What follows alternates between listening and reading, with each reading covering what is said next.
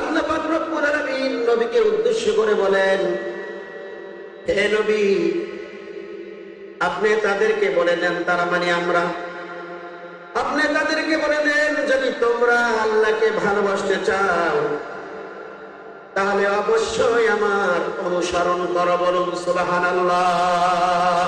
আর জোরে বলেন সুবহানাল্লাহ। এ ঘোষণা কার?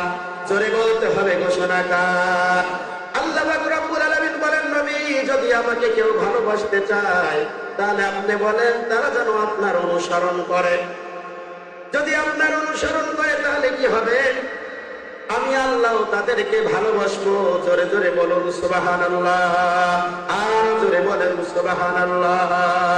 আল্লাহ পাক রব্বুল আলামিন শুধু এই কথাটাই বলেন না যে আমি তোমাদেরকে ভালোবাসবো, এরপরে আরো সুন্দর একটি কথা বললেন আল্লাহ পাক রব্বুল আলামিন, ভালো তো বাসবই, সাথে সাথে ওয়ায়াগফির লাকুম যুনুবাকুম, আমি আল্লাহ তোমাদেরকে মাফ করে দেব। বলুন সুবহানাল্লাহ। আর জোরে বলেন সুবহানাল্লাহ। আল্লাহ পাক রব্বুল আলামিন বলেন, কেন মাফ করব তা কি জানো? এই জন্য মাফ করব, আল্লাহু গফুরুর রহিম।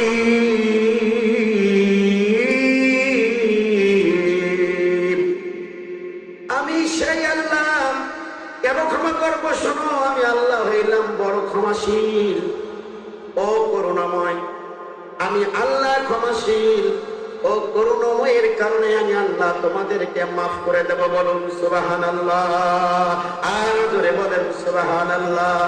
আমার ভাইরা, আমার বোনেরা, আল্লাহকে যদি ভালোবাসতে হয় আগে নবীকে অবশ্যই অনুসরণ করতে হবে। আল্লাহ বললেন নামাজ পড়ো। নামাজ তো পড়তে হবে, কিন্তু কোন নিয়মে নামাজ পড়তে হবে? এই নামাজটা পড়তে হবে মুহাম্মদুর রাসূলুল্লাহ সাল্লাল্লাহু আলাইহি সাল্লাম যেমনি ভাবে নামাজ পড়েছেন, যেমনি ভাবে কিরাত পড়েছেন, যেমনি ভাবে রুকু দিয়েছেন, যেমনি ভাবে সিজদা দিয়েছেন, নবী মুহাম্মদ সাল্লাল্লাহু আলাইহি সাল্লাম যেমনি ভাবে নামাজ পড়েছেন তেমনি ভাবেই নামাজ পড়তে হবে। তিনি যেমনি ভাবে হজ করেছেন, আমরাও হজ করলে তেমনি হজ করতে হবে। তিনি যেমনি ভাবে যাকাত দিয়েছেন তেমনি ভাবে যাকাত দিতে হবে। তিনি যেমনি ভাবে বিবাহ শাদী দিয়েছেন মেয়েদেরকে, তেমনি ভাবেই আমাদের মেয়ে, আমাদের সন্তান গুলাকে তেমনি ভাবে বিয়ে শাদী দিতে হবে। আজকে অনেক জায়গায় দেখা যায় আমরা যখন বিয়ে যাই বরযাত্রী হিসাবে, গেটের সামনে থাকে আজকে এই 15 বছর, 16 বছর, 20 বছরের মেয়েগুলো, তাদের গায়ে কাপড় গুলা থাকে নোংরা কাপড়, ঠোঁটে থাকে লিপস্টিক, বিভিন্ন প্রকারের পারফিউম মেখে গেটের সামনে দাঁড়িয়ে থাকে। আর যখন ওই বরযাত্রীদের হাত ধোয়ানো হয়, বরকে যখন হাত ধোয়ানো হয়, বরের সাথে আরো যারা তাকে হাতগুলো ধোয়ায় মেয়ে মানুষ, খাবার গুলা নেয় মেয়ে মানুষ। কিন্তু রসুলের জীবন দশায় রসুলের যে কয়টা মেয়ে বিয়ে হয়েছে, যত সাহাবীদের মেয়েগুলো বিয়ে হয়েছে, আস্তে শুনতেন কিনা কোন আলেম বলেছে মেয়েগুলা গেটের সামনে ছিল, হাত ধোয়ানো ছিল, মেয়েরা ছিল। শুনেছেন কি? রসুলের মেয়ের বিয়ে যদি মেয়েরা গেটের সামনে থাকে নাই, হাতগুলা মেয়েরা ধোয়ায় নাই, তাহলে আজকে কেন গেটের সামনে মেয়েরা থাকবে? আজকে কেন হাতগুলা মেয়ে মানুষ ধোয়াবে? ও মা, আজকে যারা মাহফিল শুনছেন, আমি আজকের প্রথম আয়াতের আপনাদের শিক্ষণীয় যে বিষয়টা বললাম, আপনারা এইগুলা অনুসরণ করেন, এইগুলা দেখেন, এইগুলা জানেন, ওলামায়ে কেরামের কাছে পরামর্শ নেন। নবীর মেয়ের বিয়ের ভিতরে একটা মেয়েও কেটে থাকে না, একটা মেয়েও হাত ধোয়ায় নাই। যদি তারা ওইভাবে বিয়ে শাদী না করায়, তাহলে আপনার মেয়ের বিয়ে, আপনার ছেলের বিয়ে কেন মেয়েগুলা কেটে থাকবে? এগুলা মনোযোগ করতে হবে আমাদের, ঠিক কিনা বলেন? ধরে বলেন ঠিক কিনা?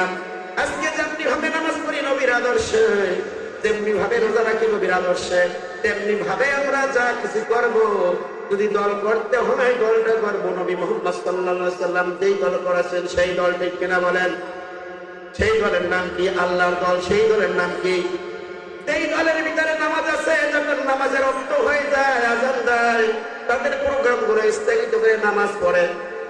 যেই দলের নেতাগুলা নামাজ পড়ে, যেই দলের নেতাগুলো মুস্তানি করে না, সন্ত্রাসী করে না, চাঁদাবাজি করে না, মানুষকে হত্যা করে না, যেই দলের নেতাগুলো 5 ওয়াক্ত নামাজ পড়ে, কর্মীদেরকেও নামাজের কথা বলে, নিজেও নামাজ পড়ে, অন্যদেরকেও নামাজের কথা বলে, এরকম ধরনের দলই করতে হবে। যদি দল করেন তাহলে সেইটা হবে নবীর অনুসরণ। ঠিক কিনা বলেন? আর জোরে বলেন ঠিক কিনা? আমার ভাইরা, আমি আপনাদেরকে প্রথম এই আয়াতের শিক্ষায় বললাম, প্রত্যেকটি কাজ বাথরুম থেকে শুরু করে রাষ্ট্র পর্যন্ত যেই কাজটাই করেন না কেন, প্রত্যেকটি কাজ মুহাম্মদ রাসূলুল্লাহ সাল্লাল্লাহু আলাইহি সাল্লাম প্র্যাকটিক্যাল বলে গেছেন, দেখাই দিয়েছেন, বলে গেছেন। বাথরুমে যাবেন কেমনে, বাথরুমে যাবেন, বিশ্বনবী কেমনে বাথরুমে গিয়েছেন, যখন বাথরুমে যাবেন বাম পা দিয়ে যেতে হবে।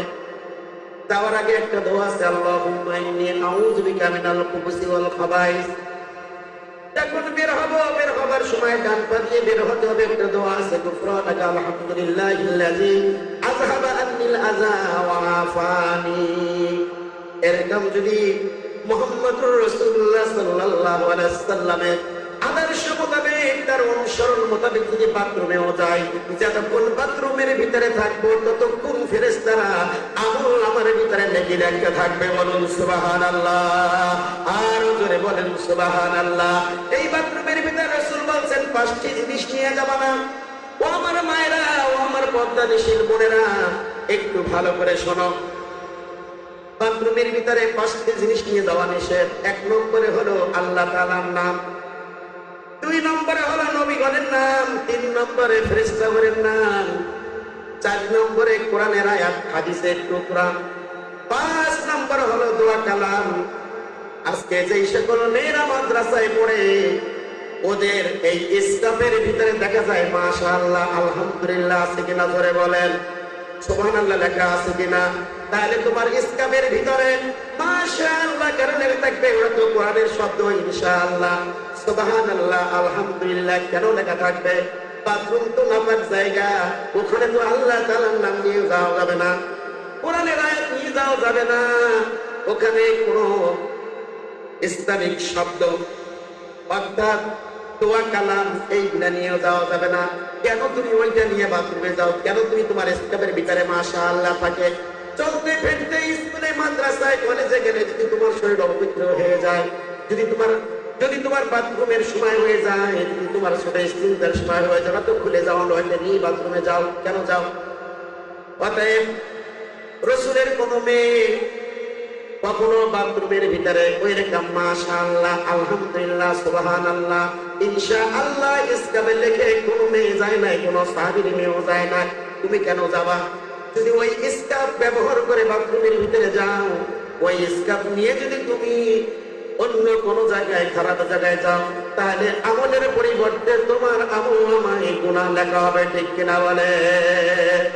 অতএব আমি আপনাদেরকে এই আয়াতের আরেকটা শিক্ষা হলো, আমরা বাথরুম থেকে শুরু করে রাষ্ট্র পর্যন্ত প্রত্যেকটি ক্ষেত্রে প্রত্যেকটি কাজে অনুসরণ করব না মুহাম্মদ রাসূলুল্লাহ সাল্লাল্লাহু আলাইহি সাল্লামের। তাহলে আজকে থেকে আমরা বাথরুম থেকে শুরু করে বাজার, বাজার থেকে শুরু করে প্রতিষ্ঠান, প্রতিষ্ঠান থেকে শুরু করে বাড়ি, প্রত্যেকটি জায়গায় অনুসরণ করব কাজ। আগামীকাল থেকে আমরা সেটা করবো তো? তোরে বলেন ইনশাআল্লাহ, আরো করে বলেন ইনশাআল্লাহ।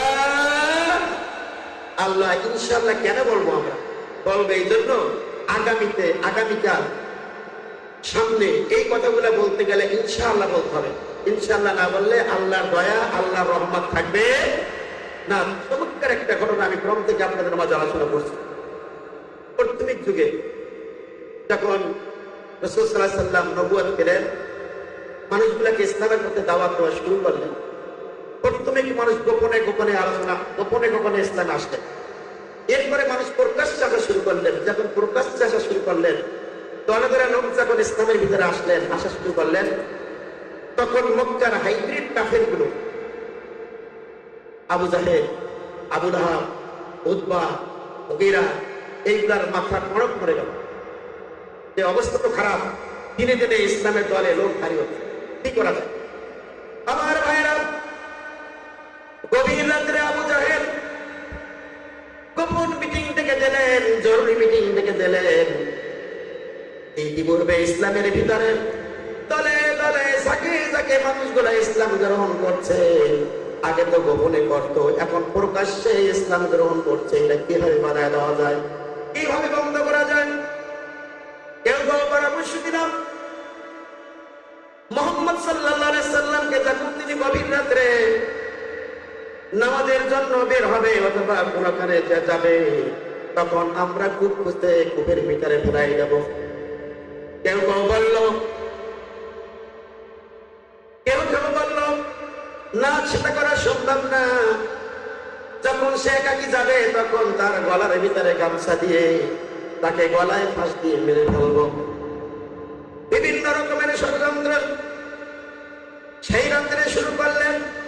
এক একজনের মুখ থেকে এক এক রকম কথা আসলো, কিন্তু একজন পরামর্শ দিল, না না না, সেটা করার দরকার নাই। আমাদের ভিতর থেকে নজর বিন হারিস এবং উতবা বিন আবু মাউদ এই দুইজনকে মদিনায় পাঠাও। সেখানে তাওরাতের পণ্ডিত আছে, জাবুরের পণ্ডিত আছে, তাদের কাছে এই দুইজনকে পাঠানো হোক এবং বিষয়গুলো বলুন। এই ইসলামের দাওয়াত বন্ধ করার জন্য কিভাবে এটা বন্ধ করা যায়, কিভাবে রুখে দেওয়া যায়, তাদের কাছে যদি যাওয়া হয়, তারা যদি পরামর্শ দেয়, ওই পরামর্শ ভিত্তিক যদি আমরা কাজ করতে পারি, তাহলে আমরা সাকসেস। যেই কথা সেই কাজ। নজর বিন হারিস উতবা বিন আবু মাউদকে মদিনায় পাঠালেন ইহুদি পণ্ডিতের কাছে। তারা যে বললেন, ওগো পণ্ডিত, আমরা মক্কা থেকে আপনাদের কাছে শুনে এসেছি, আব্দুল্লাহর ছেলে মুহাম্মদ তিনি প্রকাশ্যে এখন ইসলামের দাওয়াত দিচ্ছে, শত শত লোক ইসলামের ভিতরে পদার্পণ করছে, ইসলাম গ্রহণ করছে। এইটা বন্ধ করার জন্য আমাদের ভালো কিছু পরামর্শ দেন, বলেন আমরা কি করতে পারি। তারা পরামর্শ দিল, তোমরা তাকে অপমান করতে পারবে না, মারতে পারবে না, লাঞ্ছিত করতে পারবে না, তবে আমার কাছে একটা পরামর্শ আছে, যদি তোমরা সেই কাজ করতে পারো, তাহলে আব্দুল্লাহর ছেলে মুহাম্মদ অপমানিত হবে, লাঞ্ছিত হবে, আর মানুষগুলো তাকে পাগল বলবে, মিথ্যা নবী বলবে। ওরা বললেন, আমরা তো এইটাই চাই, বলেন সেই ঔষধটা কি, সেই বিষয়টা কি। তখন পণ্ডিত বলল, তোমরা আব্দুল্লাহর ছেলে মুহাম্মদকে 3টা প্রশ্ন করবে, ওই 3টা প্রশ্ন আমার জানা মতে সে উত্তর দিতে পারবে না। যখন উত্তর দিতে পারবে না, তখন তোমরা বলবে তুমি নবী না, তুমি নবী না, তুমি তো আল্লাহর নবী হতেন, অবশ্যই তোমরা তার উত্তর জানতে। আমার ভাইরা ওরা চলে আসলেন হাসতে হাসতে মক্কায় এসে নেতাগুলার কাছে বললেন, নেতাজি, চমৎকার মেসেজ নিয়ে আসছি, আজকে আব্দুল্লাহর ছেলে মুহাম্মদ আমাদের কাছে অপমানিত হবে, লাঞ্ছিত হবে, এবং সে আমরা যে ঔষধ নিয়ে আসছি, যে পরামর্শ নিয়ে আসছি, এই পরামর্শ, এই প্রশ্নের উত্তর সে দিতে পারবে না। আবু জাহেল বললেন, কি বলো? বলল 3টা প্রশ্ন। 1 নম্বর প্রশ্ন হলো, আব্দুল্লাহর ছেলে মুহাম্মদকে বলা হবে আসহাবে কাহাফ কারা, এরকম একটা প্রশ্ন করা হবে। এটা সে তার না, এই সম্পর্কে তার কোনো জ্ঞান নাই, এরকম একটা প্রশ্ন করা হবে। 2 নম্বর প্রশ্ন করা হবে, 2 নম্বর প্রশ্ন করা হবে, একজন বাচ্চা পূর্ব থেকে পশ্চিম পর্যন্ত শাসন করেছিলেন, তার নাম কি? 3 নম্বর একটা প্রশ্ন করা হবে, রূহ কি? এই 3টা প্রশ্ন আব্দুল্লাহর ছেলে মুহাম্মদ পশ্চিম কালেও দিতে পারবে না। সবাই খুশি হয়ে গেল, বললে এই 3টা প্রশ্নের জবাব তো আমরাও জানি না, আব্দুল্লাহর ছেলে মুহাম্মদ কিভাবে জানবে? চমৎকার ফাগানো, চমৎকার হারানো পদ্ধতি। চলো চলো, এখনই চলো আব্দুল্লাহর ছেলে মুহাম্মদের কাছে। আমার ভাইরা, একজন হাইব্রিড শয়তান, হাইব্রিড কাফের মুহাম্মদ রাসূলুল্লাহ সাল্লাল্লাহু আলাইহি সাল্লামের হুজুরের কাছে এসে বললে, ও মুহাম্মদ, তুমি কি বাড়ি আছো? হ্যাঁ বাড়ি আছি, এদিকে আসো। ডাকলেন, আসলেন, বললেন, তুমি কি সত্যি আল্লাহর নবী? বললেন, হ্যাঁ অবশ্যই আল্লাহর নবী। তুমি যদি আল্লাহর নবী হও, তাহলে তুমি বলো, সর্বপ্রথম আসহাবে কাহাফ কারা, এই প্রশ্নের উত্তর দাও। 2 নম্বর উত্তর দাও, এই পৃথিবীতে একজন বাচ্চা পূর্ব থেকে পশ্চিম পর্যন্ত শাসন করেছিলেন, তার নাম কি? 3 নম্বরে রূহ কি? 3টা প্রশ্নের উত্তর দাও। নবী চুপ থাকলেন। কেন নবী চুপ থাকলেন? কারণ আল্লাহর নবী আল্লাহর অর্ডার ছাড়া, তার হুকুম ছাড়া কোনো কথা বলেন না। আল্লাহ রাব্বুল আলামিন সেই কথাটাও করার অনুমতি দিয়ে অত্যন্ত চমৎকার ভাবে সূরা নাজম 50 নম্বর সূরা ভিতরে আল্লাহ রাব্বুল আলামিন 3 নম্বর আয়াতে বললেন ওয়া মা ইয়ানতিকু আনিল হাওয়া, আমার নবী মন ভরা কোনো কথা বলেন না। যতক্ষণ পর্যন্ত আমি আল্লাহ তাকে কোনো কথা না বলাই ততক্ষণ পর্যন্ত তিনি কোনো কথা বলেন না। বলুন সুবহানাল্লাহ। তাই তো কবি কত চমৎকার ভাবে বলেছেন মুহাম্মদ হারগিজ না গুফতা তা না গুফতা জিবরাইল, জিবরাইল হারগিজ না গুফতা তা না গুফতা রব জলিল। মুহাম্মদ সাল্লাল্লাহু আলাইহি সাল্লাম ততক্ষণ পর্যন্ত কোনো কথা বলতেন না যতক্ষণ পর্যন্ত জিবরাইল আমিন তাকে কিছু বলেন নাই। আর জিবরাইল আমিন এমন কোনো কথা বলতেন না যতক্ষণ পর্যন্ত আল্লাহ পাক রব্বুল আলামিন জিবরাইলকে কিছু বলেন নাই। বলুন সুবহানাল্লাহ। আল্লাহ পাক রব্বুল আলামিন বলেন আমার নবী যা বলেন সেটা হলো ওহী। আল্লাহ পাক রব্বুল আলামিন সূরা নাজমের 4 নম্বর আয়াতে বললেন ইন হুয়া ইল্লা ওয়াহয়ুন ইউহা, আমার নবী যা বলে সব হলো ওহী। ধরে বলেন সুবহানাল্লাহ। অথচ আজকে এই বাংলাদেশে বসুন্ধী ইউনিয়নে তালুকদার কোম্পানিতে ওই যে ম্যানেজার তালুকদার, ওই যে ম্যানেজার মাসুদ আলম, ওই কুলাঙ্গারটা বললো আমাদের নবী মোহাম্মদ যা বলে ওটা আমাদের বলে না, বলে মুসলমানদের নবী যা বলেছে সব মিথ্যা বলেছে। বলুন নাউজুবিল্লাহ। এই বদমাশটার জন্য আমরা ফাঁসি চেয়েছি। বসুন্ধী ইউনিয়নে ইমাম পরিষদের পক্ষ থেকে মিছিল হয়েছে, ইয়ামদার পক্ষ থেকে কেস হয়েছে, বলা হয়েছে এইটাকে যদি কোম্পানিতে ওকে না হয় তালুকদার গ্রুপের সকল পণ্য মুসলমানেরা বর্জন করবে। আজ কুলাঙ্গার শয়তান এই বাংলার আশেপাশে মাঝে মাঝে মাথা উঁচু করে দাঁড়ায়। এই কুলাঙ্গার শয়তান গুলো যদি আবার মাঝে মাঝে দাঁড়ায় তাহলে আমরা ওদের বিরুদ্ধে প্রয়োজনে রক্ত দিব, জীবন দিব ইনশাআল্লাহ। আমার ভাইরা এই জন্য সতর্ক থাকবেন। আগামীতে যখনই কোনো কাফের, কোনো বদমাশ, কোনো মুসলমান নামধারী শয়তান, নাম রাখছে মাসুদ আলম, কি সুন্দর নাম, অথচ কামটা করলো কি কাফের চেয়ে খারাপ। এ বললে যে নবী যা বলে সব মিথ্যা বলে। অথচ আল্লাহ কি বললেন? আল্লাহ বলেন, আল্লাহ রাব্বুল আলামিন বলেন ওয়ালাউ তাকাওয়ালা আলাইনা বা'দাল আকাবির, যদি আমার নবী আমার নামে কোনো মিথ্যা কথা রচনা করত। কত চমৎকার কথা। সূরা হাক্কা 69 নম্বর সূরার 44 নম্বর আয়াত আল্লাহ বলেন আমার নবী যদি আমার নামে কোনো মিথ্যা কথা বলতো তাহলে কি করতাম? লা আখাযনা মিনহু বিল ইয়ামিন, আমি আমার নবী ডান হাত পাকড়াও করতাম, অর্থাৎ ডান হাত ছেড়ে রাখতাম। তারপরে কি করতাম? সুম্মা লাকাতানা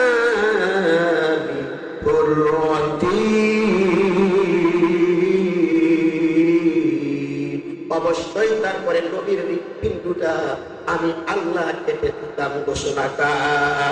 তাহলে বোঝা গেল একটা কথা, আল্লাহ নবী কখনো নিজ ইচ্ছায় বলে নাই। যখন ওখান থেকে উপর থেকে মেসেজ আসতেন সেই অনুযায়ী তিনি বলতেন। বারবার যখন বললেন নবী বলেন 3টা প্রশ্নের জবাব দেন, নবী চুপ থাকলেন। কারণ কোন অনুমতি আসে নাই, ওখান থেকে জিবরাইল আসে নাই, জিবরাইল কোনো মেসেজ দেয়নি। যখন কোনো কথা বলে না, ওই একজন কাফের হাইব্রিড শয়তান গুলো ওরা বলা শুরু করলো তুমি তো মিথ্যা নবী। যদি তুমি সত্যি নবী হতে তাহলে এই 3টা সহজ প্রশ্নের উত্তর তুমি দিতে পারতে। কেন তুমি উত্তর দিচ্ছ না? উত্তর দাও। নিশ্চয় বুঝতে পেরেছি তোমার ভিতরে কোনো জ্ঞান নাই, তুমি হইলা মূর্খ। বলুন নাউজুবিল্লাহ। নবী বললেন ঠিক আছে, আগামীকাল আমি তোমাদের প্রশ্নের উত্তর দিব। এই আগামীকাল বলার কারণে আল্লাহ পাক রব্বুল আলামিন 15 দিন নবীর শানে ওহী বন্ধ হয়ে গেল। কারণটা হলো নবী বলে নাই ইনশাআল্লাহ আগামীকাল বলবো। এই জন্য আজকের এই সিরাতুন নবী সাল্লাল্লাহু আলাইহি সাল্লামের মাহফিলের দ্বিতীয় শিক্ষা, দ্বিতীয় শিক্ষা নিয়ে বাড়ি যাবেন, মনে রাখবেন, কারণ একটা আমল যদি করতে পারেন, যতগুলো মাহফিল শুনবেন, আজকে যে সকল বাবাজিদের বয়স 60 বছর 70 বছর হয়ে গেছে, প্রতি বছর 10টা 12টা 20টা 25টা 30টা মাহফিল শোনেন, প্রত্যেকটি মাহফিল থেকে যদি একটা আমল শেখেন, এইভাবে সামনে যদি আর 20 বছর বেঁচে থাকেন, তাহলে 3 থেকে 400 আমল হয়ে যাবে, ঠিক কিনা বলে? দ্বিতীয় আমল, দ্বিতীয় যে বিষয়টা, সেটা হলো আগামীকালকে তোমার টাকাটা দিব, আগামীকালকে আপনার বাড়িতে কাজে আসবো, আগামী 15 তারিখ তোমার সাথে আমার মেয়েটাকে দিয়ে দেবো, এরকম যা বলবেন, বলার আগে বলবেন ইনশাআল্লাহ আগামীকালকে টাকাটা পরিশোধ করব, ইনশাআল্লাহ আগামী 20 তারিখে জমিটা রেজিস্ট্রি করে দেব। এই আগামী বলতে গেলে ইনশাআল্লাহ বলতে হবে, ঘোষণাকার। আমার ভাইরা, মুহাম্মদ সাল্লাল্লাহু আলাইহি সাল্লাম ইনশাআল্লাহ না বলার কারণে 15 দিন অভিবন্ধ, আগামীকাল বলবো, কালকে, আগামীকালকে বেলা ওঠার সাথে সাথে কাকাটা চলে আসলেন, এসে বললেন মুহাম্মদ বলো 3টা প্রশ্ন জবাব দিবা, উত্তর দাও। বললেন আজকে না, আগামীকাল। আবার পরের দিন আসতেন, আগামীকাল। কারণ ওখান থেকে তো মেসেজ আসে না, মেসেজ না আসলে তো উত্তর দিতে পারবে না। একদিন, 2 দিন, 14 দিন যখন হয়ে যায়, ওরা মক্কায় ঢোল পিটে দিল, টিন পিটে দিল, বললো আব্দুল্লাহ ছেলে মুহাম্মদ মিথ্যাবাদী, বলো নাউজুবিল্লাহ। 3টা প্রশ্ন জানা হলো, তার কাছে যে ওহী আসতো, সে যে আল্লাহর নবী হতো, এই 3টা প্রশ্ন তো অবশ্যই দিতে পারতো, যেহেতু পারছে না, সে নবী না, সে মিথ্যা নবী, আবার বলুন নাউজুবিল্লাহ। আমার ভাইরা, বিশ্বনবী কান্দা শুরু করলেন, রাত্রে কাঁদেন, দিনে কাঁদেন, গভীর রাত্রে কাঁদেন। সমস্যায় যখন পড়ে যাব আমরাও কাঁদবো কার দরবারে? গভীর রাত্রে কার দরবারে কাঁদবেন? গভীর রাত্রে কাঁদার পরে এগুলো আসমান কাঁদে, জমিন কাঁদে। আসমানের উপরে, জমিনের উপরে যত প্রাণী আছে, প্রাণীগুলা কাঁদা শুরু করলো। পানির তলে যত মাছ আছে, মাছগুলো কান্দা শুরু করলো। জঙ্গলের ভিতরে যত প্রাণী আছে, সকল প্রাণী নবীর কান্না থেকে কান্না শুরু করলো। জিবরাইল আমিন কান্না শুরু করলেন, ও আল্লাহ, আপনার হাবিবকে কেন কষ্ট দিচ্ছেন? কেন আজকে 14 দিন অভিবন্ধ? আপনার নবী তো অপমানিত হচ্ছে, তাদের সামনে তিনি অপমানিত হচ্ছে, লাঞ্ছিত হচ্ছে। আল্লাহ আপনি বলেন কেন এই অবস্থা হচ্ছে? জিবরাইলকে আল্লাহ দেখতে বললেন, জিবরাইল টেনশন করো না, আমার নবী ইনশাআল্লাহ না বলার কারণে আমি আল্লাহ আজকে 14 দিন অভিবন্ধ করলাম। আমার নবী যখন আমার কাছে কান্না শুরু করলো, আমি আর সহ্য করতে পারলাম না। যাও যাও, আমার নবীর কাছে ওহী নিয়ে যাও, তিনি যেন এখন থেকে বলেন, আগামীতে যে কাজগুলা করবেন, এই কাজগুলো যেন এরকম না বলেন, ওয়ালা তাকুলান্না লিশাইইন ইন্নী ফাইলুন যালিকা গাদা। হে নবী, কোনো কিছু আগামীতে করব, এই কথাটা বলার আগে, এই কথাটা বলার আগে আপনি কখনো ইনশাআল্লাহ না বলে এই কথাটা বলবেন না। কোন কিছুর ব্যাপারে নিশ্চয় আগামীকাল করব, এইটা বলার আগে আপনি যে কাজটা করবেন সেটা হলো ইল্লা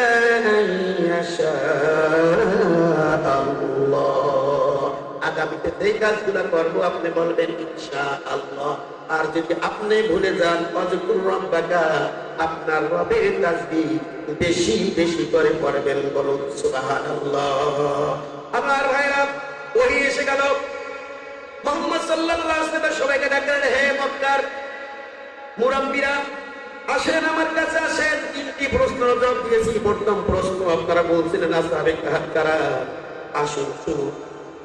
আম হাসিবতা আন্না আসহাবাল কাহফ ওয়ার রাকীম কানু মিন আয়াতিনা আজাবা।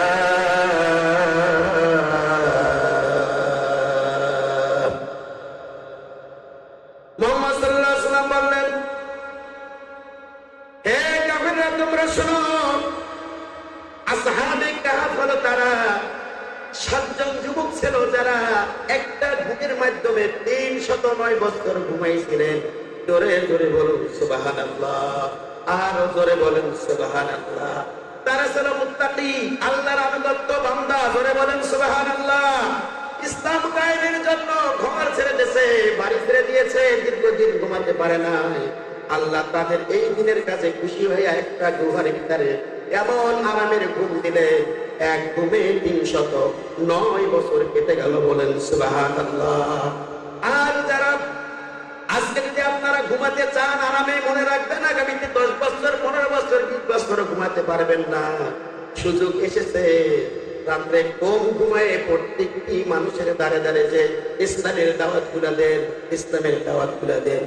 যদি আজকে ইসলাম কায়েম হয়ে যায়, রাষ্ট্রীয় ক্ষমতা যদি কোরআন হয়ে যায়, তাহলে আজীবন শান্তিতে থাকতে পারবেন। আর এই কোরআনের রাষ্ট্র যদি কায়েম না হয়, তাহলে আগে তো 15 থেকে 16 বছর আমরা ঘুমাইতে পারি নাই।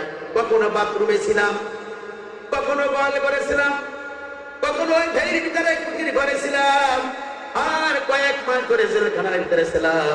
আমি ছোট্ট একটি মানুষ, একবার নয়, দুইবার নয়, 9 বার ওই 4 দেওয়ালের ভিতরে যেতে হয়েছে শুধুমাত্র হক কথা বলার কারণে।